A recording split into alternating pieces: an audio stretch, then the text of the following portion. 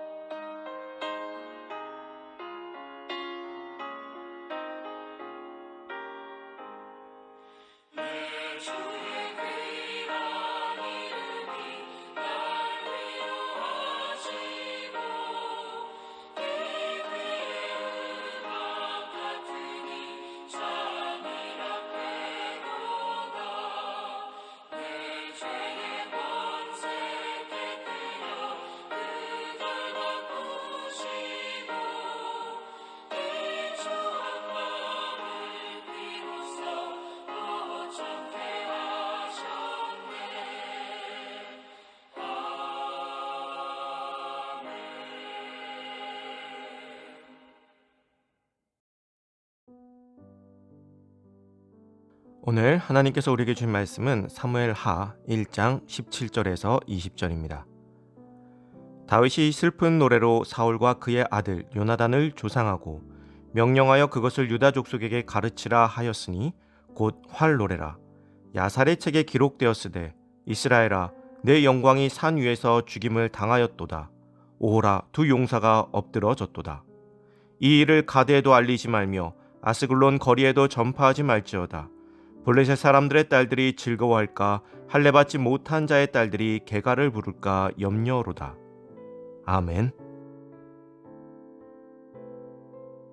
하나님의 영광을 위해 라는 제목으로 오늘 말씀 나누겠습니다. 사울과 요나단이 죽었습니다. 이제 더 이상 다윗은 사울이 죽었으므로 쫓겨다닐 일이 없게 되었습니다. 이런 상황이라면 개가를 부르는 것이 당연할 것입니다. 그러나 다윗은 사울과 요나단을 위해서 슬픈 노래를 부르고 있습니다. 그리고 그 노래를 야살의 책에 기록하여 유다 족속에게 가르치라고 명령하였습니다.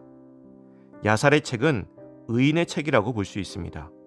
당대의 의인들의 업적을 노래하고 기념하는 책인 것이죠.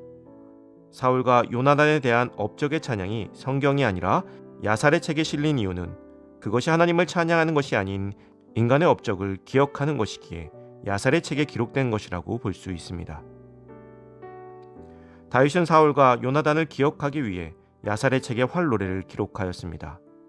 활노래에서 활은 요나단의 용맹함을 상징하는 것입니다. 또한 용맹했던 사울에 대한 이야기이기도 합니다.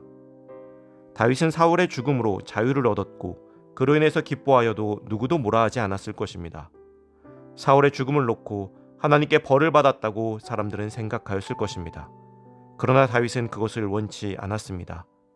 사울의 죽음이 천벌로 취급받고 이방 족속들에게 놀림거리가 되는 것을 원치 않았던 것이죠. 비록 사울이 다윗을 죽도록 괴롭혔지만 다윗의 옷깃 하나 상하게 하지 못하였습니다.